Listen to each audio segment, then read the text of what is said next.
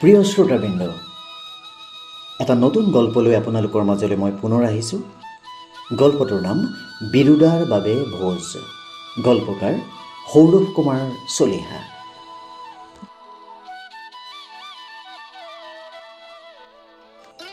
দিল্লীৰ কনট চাৰ্কাছৰ অনতি দূৰৰ হোটেল এৰিষ্ট্ৰৰ মেনেজাৰৰ ডেস্কত আহি বিৰুদা ৰ'ল।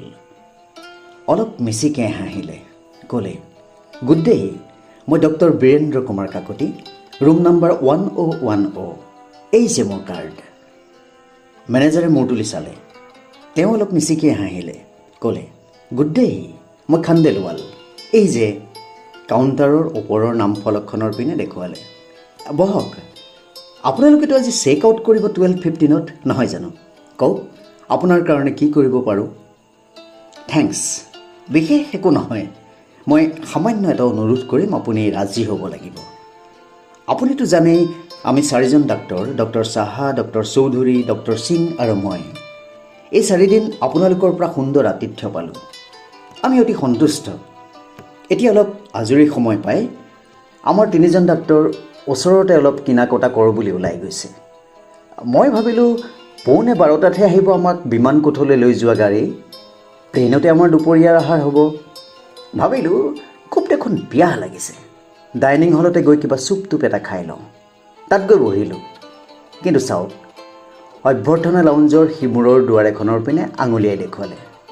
দূৰত ভিতৰৰ আধা আন্ধাৰ পৰিৱেশত যেন 2-এজন মানুহ বহি থকা যেন দেখা যায়, কিছুমান হেতা বাতিৰ তলত। ভিতৰখন একেবাৰে যেন আন্ধাৰ আৰু নিৰানন্দ, গ্লুমি। তেনেকৈ অকলে অকলে বহি আন্ধাৰ ঠাইত খোৱাৰ অভ্যাস নাই। মই খোলা মেলা পোহৰৰ পৰিৱেশত আত্মীয় স্বজন, বন্ধু বান্ধৱৰ লগত একেলগে বহি খাবলৈ ভাল পাওঁ। গতিকে আপোনাক মই নিমন্ত্ৰণ জনালোঁ। আপোনাৰ এই ৰ'দে ভৰা বহল কাউণ্টাৰতে আপুনি মোৰ আলহী হওক, আমি দুয়ো মিলি কিবা এটা খাওঁ। কি ভাল লাগে আপুনি অৰ্ডাৰ দিয়ক। অলপ যেন আচৰিত হ'ল খান্দেলৱাল। ক'লে, very kind of you doctor. আপুনি অৱশ্যে ইয়াতে বহি যি মন যায় খাব পাৰিব, যদিও সেইটো এই কাউণ্টাৰত কোনেও নকৰে। অসুবিধা হয়তো, কিন্তু মইতো এতিয়া অন ডিউটি, ভিজিটৰ্ছ আহি আছে। মই ইয়াত বহি বহি খাই থাকিলেতো ভাল দেখা নাযাব। নাই নাই নাই নাই নাই, ভাল দেখা বেয়া দেখাৰ কি কথা আছে? ইয়াত বহি বহি কামৰ ফাঁকে ফাঁকেতো আপুনি কফি টফি খায়, ক'ল্ড ড্ৰিংকছ খায়। মোৰ লগতে বহি সামান্য কিবা এটা খালে আৰু। বাৰু বাৰু, আপুনি ধৰিছে যেতিয়া, চিন্স ইউ ইনচিষ্ট। এটা বুটাম টিপিলে। পৰিচাৰক আহিল, মেনু অনালে। এই যে চুপ, মুলিগাটানি চুপ আমাৰ স্পেচিয়েলিটি, খাই বেয়া নাপাব। ক্লিয়াৰ চুপ, পটেটো চুপ, টমাটো চুপ, পি চুপ, মেংগো, কি ভাল লাগে চাওক। Coffee, black coffee, cold coffee, milk coffee, iced coffee. মোৰ আইচড কফি এটা হ'লে হৈ যাব। নাই নাই নাই নাই, আন একো নালাগে। Not the right time. Thank you doctor. বিৰুদাই অৰ্ডাৰ দি মেনুখন ঘূৰাই দিলে। ভালকৈ বহি ক'লে, যি কৈছিলোঁ ইয়াত থাকি বেছ ভাল লাগিল আমাৰ আটাইকেইজনৰে। আমি আহিছিলোঁ এখন ছেমিনাৰত, খোৱা আৰু ৰন্ধা পানীত আৰ্ছেনিক, লো আৰু সীহ প্ৰতিষেধকৰ শেহতীয়া প্ৰক্ৰিয়া। মোৰ অৱশ্যে কোনো পেপাৰ নাছিল, মই অবজাৰ্ভাৰ হিচাপেহে আহিছোঁ। 2টা ঔষধ কোম্পানীয়ে ছেমিনাৰখন স্পনচৰ কৰিছে, ইত্যাদি ইত্যাদি, যিবোৰ কথাত হোটেল মেনেজাৰৰ হয়তো কোনো আগ্ৰহ নাই, কিন্তু বিৰুদাৰ উৎসাহৰ ঢৌত বা বিৰুদাৰ কণ্ঠস্বৰত ভুলকৈ হয়তো শুনি গৈছে। এনেকুৱাই হ'ল আমাৰ বিৰুদা। আমি 5 ভাই ভনী।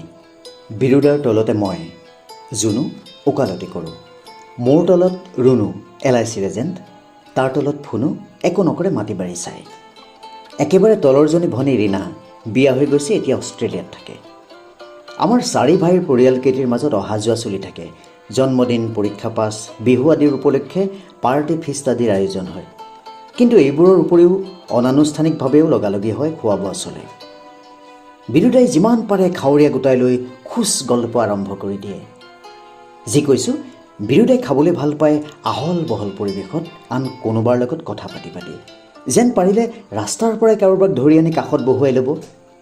আৰু সঁচাকৈ এদিন ঘটিলোঁ তেনেকুৱা এটা ঘটনা। হাস্পাতালৰ কৰ্তব্যখিনি শেষ কৰি আহি গা পা ধুই বিৰুদা ভাত খাবলৈ বহিল। জিলি বৌয়ে, মানে বিৰুদাৰ বৌয়ে, ভাত আঞ্জা সজাই দিলে, কিন্তু নিজে কাষত নবহিল। জিলি বৌয়ে পুৱা গা পা ধুই কিবা অলপ পূজা কৰিছে, কিবা এটা ব্ৰত পালিছে। সিদিনা বৌয়ে উপবাস দিব। বিৰুদাই অলপ পৰ ভাতৰ পাতত বহিল। তাৰপিছত কাঁহীখন উঠাই আনি বহাঘৰৰ খোলা দুৱাৰখনৰ কাষৰ এখন মজলীয়া টেবুলৰ ওপৰত থ'লে। কাষতে মুঢ়া এটা পাতিলে। তাৰপাছত খোৱাঘৰলৈ গৈ আৰু দুটামান বাতি আৰু গিলাচ উঠাবৰ চেষ্টা কৰিলে। শব্দ শুনি বৌ ভিতৰৰ পৰা আহি আচৰিত হৈ চালে।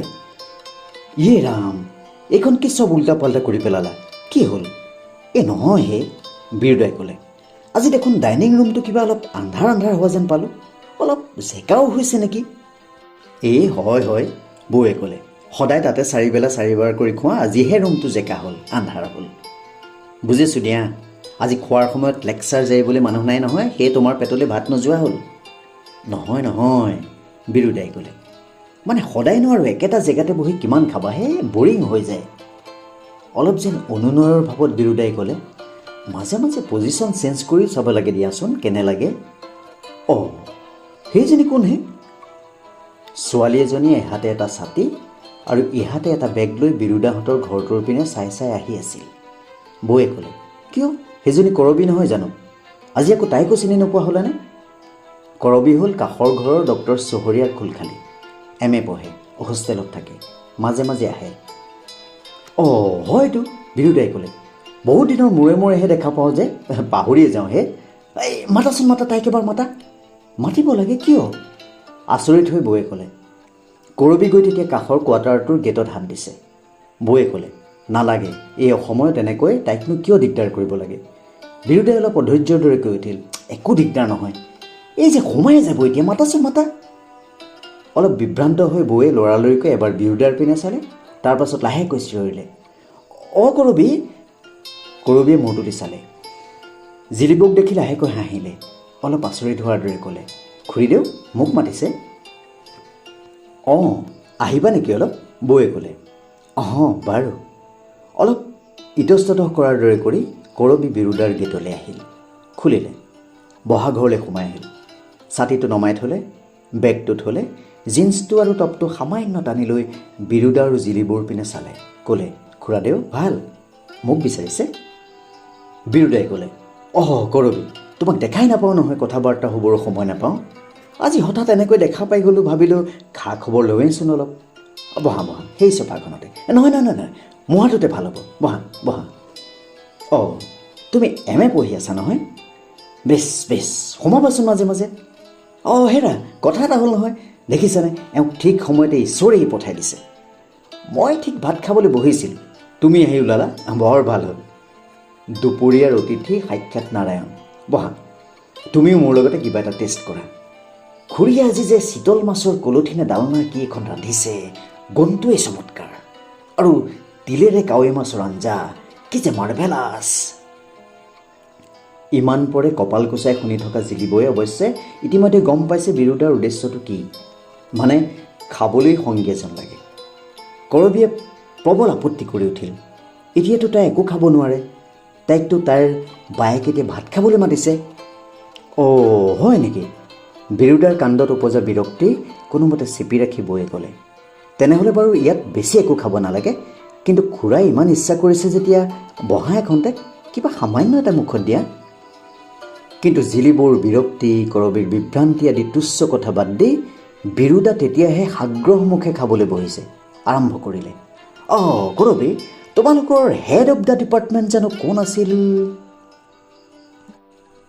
আমি তিনি ভাইয়ে বিৰুদাক কেতিয়াও আনুষ্ঠানিকভাৱে খাবলৈ মতা নাই। বিৰুদা আৰু পৰিয়াল আহিছে, কিবা উপলক্ষ ওলাইছে বা ওলোৱা নাই, কিন্তু ৰং ৰহস্য চলিছে, খোৱা বোৱা চলিছে, বিৰুদাৰ বক্তৃতা চলিছে। বহুদিনৰ পৰা ভাবি আছোঁ আমি তিনি ভাইয়ে বিৰুদাৰ কিবা এটা দিন বাহিৰ কৰিম। জন্মদিন বা বিবাহ বাৰ্ষিকী বা ডাক্তৰী জীৱনৰ আৰম্ভণি বা কিবা এটা, আৰু চবে মিলি বিৰুদাৰ ঘৰতে এটা ডাঙৰ ফিষ্ট বা ভোজ পাতিম। বন্ধু বান্ধৱ আত্মীয় স্বজন মাতিম, বক্তৃতা শুনাবলৈ বিৰুদাই ঢেৰ মানুহ পাব। আজি বিৰুদাৰ বাবে সেই ভোজটোৰ আয়োজন কৰিছোঁ। অষ্ট্ৰেলিয়াৰ পৰা ৰীনাও আহিছে, তাইৰ পৰিয়ালো আহিছে, তাইও ভোজত অৰিহণা যোগাইছে। বিৰুদাৰ প্ৰিয় খাদ্য পানীয়ৰ তদাৰকৰ ভাৰ মই লৈছোঁ, কিন্তু কামটোত কোনো উৎসাহ পোৱা নাই। ৰুণু ফুনুৰ মুখতো এটা কৰ্মব্যস্ততাৰ চাপ, কিন্তু কিবা যেন কৃত্ৰিম নিৰানন্দ। অনবৰত কলকৈ কথা কৈ আমাক বিৰক্ত কৰি থকা ৰিনেও আজি নীৰৱ।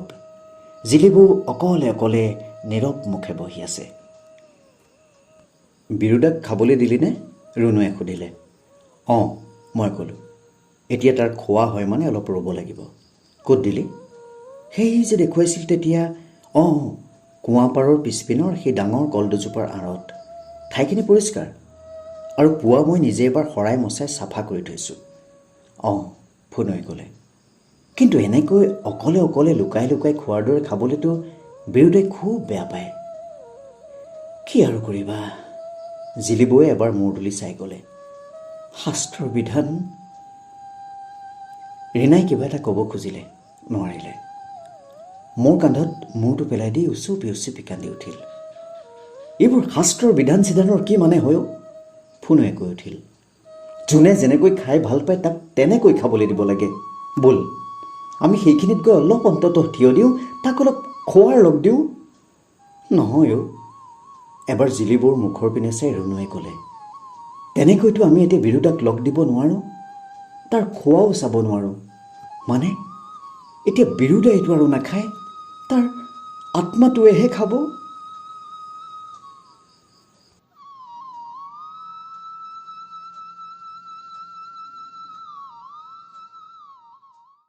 বিৰুদাৰ বাবে ভোজ।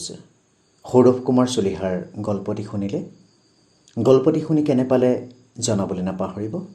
আৰু এনেকুৱা নতুন নতুন গল্প, কবিতা আবৃত্তি, সাধু কথা এইবিলাক শুনিবৰ বাবে প্লিজ মোৰ ইউটিউব চেনেলটো ছাবস্ক্ৰাইব কৰিব আৰু যিমান পাৰি শ্বেয়াৰ কৰিব। আজিলৈ আহোঁ, ধন্যবাদ।